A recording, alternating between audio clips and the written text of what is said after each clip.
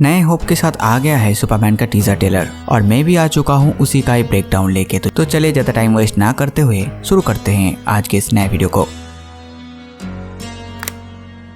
Teaser के शुरू में हम लोग देखते हैं एक बर्फीला एरिया, वहाँ पर सुपरमैन आके गिरता है। उसका हालत बहुत खराब है, खून निकल रहा है उसका।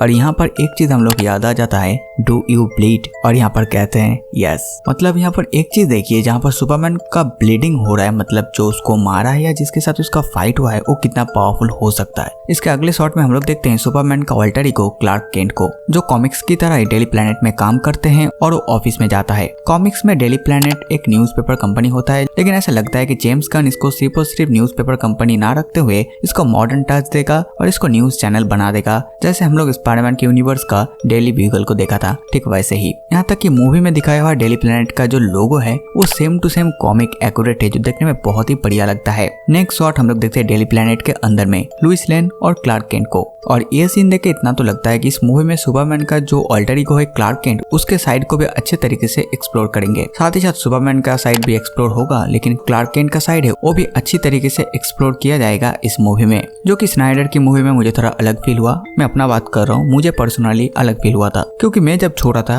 मेरे लाइफ का पहला सुपरमैन था सुपरमैन रिटर्न्स, और इसीलिए मुझे स्नाइडर का सुपरमैन अच्छा तो लगता है। उसका विजन के बारे में बात नहीं करूंगा, वहाँ पर परफॉर्मेंस के बारे में बात नहीं करूंगा, क्योंकि वो सब टॉप नॉच था। स्नाइडर का जो परफॉर्मेंस है, जो विजन है, वो बहुत बढ़िया था। लेकिन फिर भी मेरा पर्सनली ऐसा लगा, तो मैं आपको बता रहा हूँ। स्नाइडर में मुझे जो लगा था कि यह सुपरमैन, जो सुपरमैन अपना सुपर हीरो काम करके आखिर में छुपने के लिए क्लार्क केंट हो रहा है, ताकि नॉर्मल इंसान को पता ना चले कि यही ये सुपरमैन। लेकिन जेम्स गन की इस मूवी, मतलब ये जो नया सुपरमैन आने वाला है, यहाँ पर मुझे ये लगता है कि यहाँ पर क्लार्क केंट के पर्सपेक्टिव से ही दिखाया जाएगा पूरा मूवी। मतलब ये बंदा है क्लार्क केंट, जो एक नॉर्मल जिंदगी जीता है, और जब किसी को जरूरत पड़ती है तब सुपरमैन बन के वहाँ पर जाता है, उन लोगों का हेल्प करते हैं, और फिर वापस आके फिर से क्लार्क केंट बन जाता है। मतलब ओवरऑल वो क्लार्क केंट ही है जो सुपरमैन बनता है, ना कि वो सुपरमैन है जो क्लार्क केंट बन रहा है। इसके बाद क्लार्क केंट थोड़ा ऊपर देखता है और फॉर श्योर वो न्यूज देख रहा है, और हो सकता है यहाँ पर कुछ ऐसा कुछ दिखेगा वो। उसके बाद वो जाएगा उन लोगों को बचाने, जैसे नॉर्मली सुपर हीरो मूवीज में होता है, ओजी टाइम में होता था। अगले सीन में देखते हैं एक फार्म हाउस, और सबको ही पता है कि स्मॉल विला का ये है केंट फार्म, जहाँ पर क्लार्क केंट का बचपन गुजरा था,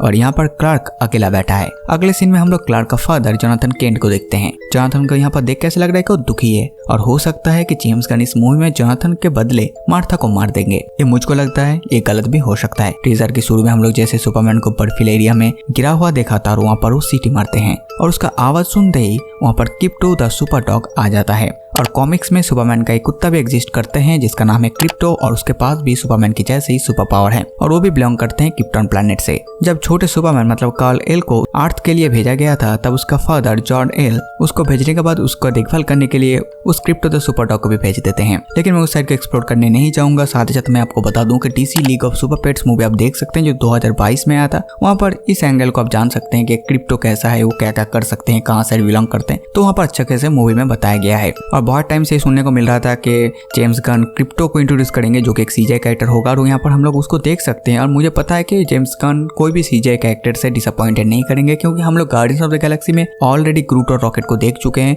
और उस मूवी में जैसे हम लोग रॉकेट और ग्रूट से कनेक्ट हो जाते थे, ठीक उसी तरह क्रिप्टो के साथ भी होने वाला है। इसके बाद सुपरमैन क्रिप्टो को उसका केप देते हैं और कहते हैं मुझे घर ले चलो। और यहाँ पर घर मतलब बर्फ के एरिया में वो है, तो यहाँ से उसको केंट फार्म पे ले जाने के लिए नहीं बोलेगा। यहाँ पर घर बोलने का यही रीजन है कि यहाँ पर फोर्ट्रेस ऑफ सॉलिट्यूड को बताया जा रहा है। और फोर्ट्रेस ऑफ सॉलिट्यूड क्या है उसके बारे में थोड़ी देर में आता हूँ। Crypto the super dog Superman का केप को मुंह पे लेके उसको खींच के लेके जाते हैं, जो कि क्रिप्टो के पास भी सुपर पावर है, वो उड़ के भी जा सकता था, लेकिन उसको घसीट के लेके जा रहा है। और इसका मतलब ये इसीलिए रखा गया है ताकि इस सीन को इमोशनल टच दे सके। और ये मूवी के हाफ के आसपास हो सकता है जहाँ पर सुपरमैन हार जाता है अपने एनिमी से, और उसका ये हालत हो जाएगा। इसके बाद एक गूज़बम्प सीन, सुपरमैन एक बच्चे को बचाते हैं, और उस बच्चे के पीछे एक मॉन्स्टर है, जो कि डीसी का इस फेज का नाम है गॉड्स एंड मॉन्स्टर। तो मॉन्स्टर तो रहेगा, ये तो सबको पता है, और सुपरमैन उस मॉन्स्टर से बच्चे को बचा रहा है। इस सीन को देख के जितना गूज़बम्प्स आता है, उससे ज्यादा ये समझ में आ रहा है कि सुपरमैन को ऐसा होना चाहिए। यहाँ पर जेम्स गन सुपरमैन को गॉड लेवल से नीचे लाके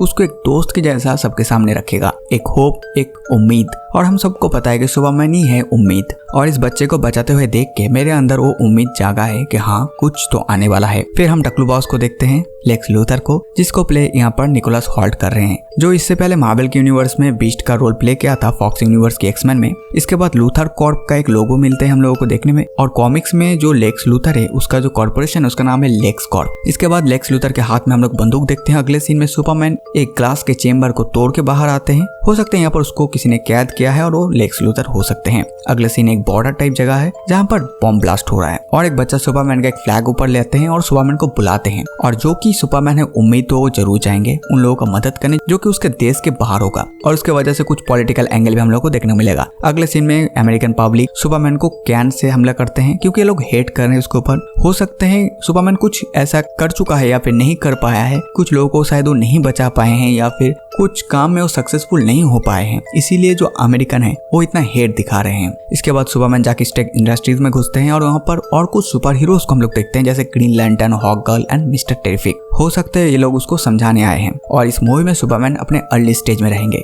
यहाँ पर जो ग्रीन लैंटर्न है वो है एकदम कॉमिक एक्यूरेट। नहीं, मैं यहाँ पर हैल जॉर्डन की बात नहीं कर रहा हूँ जो कि रायन रेनॉल्ड्स ने प्ले किया था। यहाँ पर जो है ये है गाय गार्डनर, और इसका कॉमिक लुक आप एक बार देखिए और फिर बताइए इसका हेयर स्टाइल क्या सेम लग रहा है या अलग। यहाँ पर ग्रीन लैंटर्न अपने पावर से जो ग्लास है उसको ढक देते हैं ताकि किसी को सुपरमैन ना दिखे, और इसके बाद हॉक गर्ल का हम लोग एक एक्शन मोड देखते हैं और सुपरमैन के साथ भी मॉन्स्टर का फाइट हो रहा है, और हॉक गर्ल के साथ ये जो एक्शन सीन है ये उसी मॉन्स्टर के साथ ही होगा जितना मुझे लगता है। अगले सीन में लुइस एंड सुपरमैन का सीन है, जो देख कैसे लगता है कि इस यूनिवर्स के लुइस को पता है ऑलरेडी क्लार्क ही है सुपरमैन। इसके बाद बर्फीले उसी जगह पे हम सुपरमैन को देखते हैं एक रोबोट को पकड़ के रो रहे हैं, और हो सकता है ये रोबोट क्रिप्टन का है जो सुपरमैन का फादर ने बनाया था, और बैकग्राउंड को देख के ऐसा लग रहा है कि ये फोर्ट्रेस ऑफ सॉलिट्यूड। इसका मतलब इस एरिया में कोई आके उस रोबोट को मर के चला गया है, और कॉमिक्स में फोर्ट्रेस ऑफ सॉलिट्यूड का ध्यान जो रखते हैं जो रोबोट उसका नाम है केलेक्स, और हो सकता है यही है केलेक्स, लेकिन जेम्स गन इसको थोड़ा अपग्रेड कर चुके हैं या फिर इसका नाम थोड़ा अलग रख सकते हैं, लेकिन ये उसी केलेक्स को रिप्लेस करेंगे या फिर वही है। और अगले सीन में हम अब देखते हैं फोर्ट्रेस ऑफ सॉलिट्यूड को। अब चलिए इस फोर्ट्रेस ऑफ सॉलिट्यूड के बारे में थोड़ा जान लेते हैं। कॉमिक्स में फोर्ट्रेस ऑफ सॉलिट्यूड का बहुत सारे वर्जन हम लोग देखते हैं। एक ऐसा जगह, इसको सुपरमैन का अड्डा बोल सकते हैं, जहाँ पर क्रिप्टन प्लेनेट का बहुत सारे इन्फॉर्मेशन रहते हैं, वेपन रहते हैं,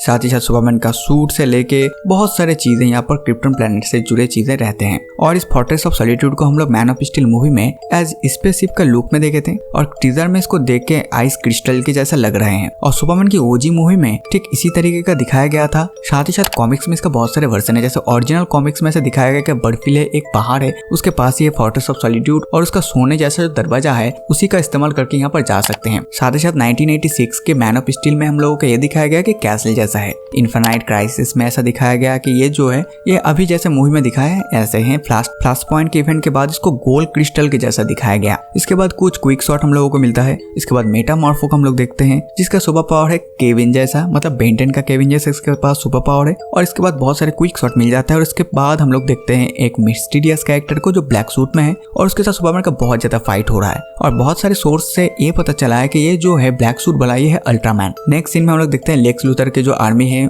उसी के हाथ से मिस्टर टेरिफिक लुइस लेन को पोर्ट्रेट कर रहे हैं। अगले सीन में सुपरमैन आग के अंदर है और उसी मॉन्स्टर के साथ फाइट कर रहे हैं, उसी सीन का है। और इसके बाद सुपरमैन वहीं से उड़ के चला जाता है। बस टीजर यहीं पर खत्म होता है। तो बस दोस्तों इस वीडियो में इतना ही। आप मुझे कमेंट कर बताना वीडियो को कैसा लगा। तो मैं मिलता हूं नए वीडियो में कुछ नया लेकर, तब तक के लिए गुड बाय।